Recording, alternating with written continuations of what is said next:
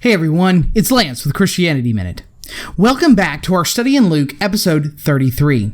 Last week, Jesus is healing many at Capernaum, including Peter's mother-in-law. We talked about the significance of such an event and discussed the current Catholic Papacy for a moment. Today, we're going to refocus back on the first century, and we're going to look at the movements of Jesus. But before we read today's verses, I do want to say thank you for checking out this video. Be sure to leave a like, and for more suggestions like this, consider subscribing to my channel. If you have any questions or suggestions for future videos, please leave them in the comments section below. If you'd like to help produce these videos, please donate through the links in the description. Also, if you feel that this video might be of benefit to someone you know, you can share it with them using the share button below. All right, let's go ahead and dive into our verse today. We're going to look at Luke chapter 4, starting in verse 40 and going through 44.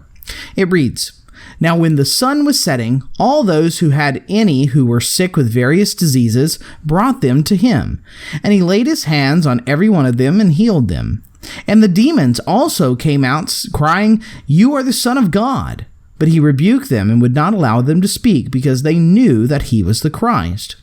And when it was day, he departed and went to a desolate place. And the people sought him and came to him, and would have kept him from leaving them. But he said to them, 'I must preach the good news of the kingdom of God to other towns as well, for I was sent for this purpose.' And he was preaching in the synagogues of Judea." Well, if you've been following along in our series, verses 40 and 41 really aren't any kind of surprise or anything new. Jesus was healing the sick, and demons are being cast out and trying to speak who Jesus was.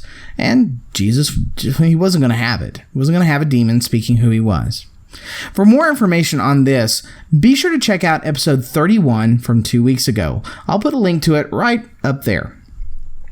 Naturally, if a man truly has the powers of Jesus, he's going to draw a crowd. People are coming from all around just to see him, and they were bringing their sick and their wounded. I would imagine that the crowds were getting bigger and bigger every day. And finally, one day, Jesus decides to go off by himself. We've seen in the past that Jesus liked to go off to pray alone. For more information on prayer and why he did this, check out part 1 of my prayer episode, and I'll put a link right up here as well. Jesus had become really too popular to be alone, though, and people followed him everywhere that he went. They kept seeking for him, wishing to be with him more and have their ailments healed. They knew that Jesus was a miracle worker, and they wanted to be a part of it. They also didn't want Jesus to leave. I can't really blame them. Verse 42 says that they were trying to get him to stay, which implies that he had already told them that he needed to depart.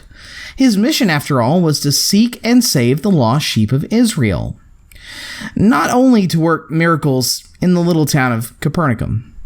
They likely would have begged and pleaded, but Jesus tells them that this message isn't just for them.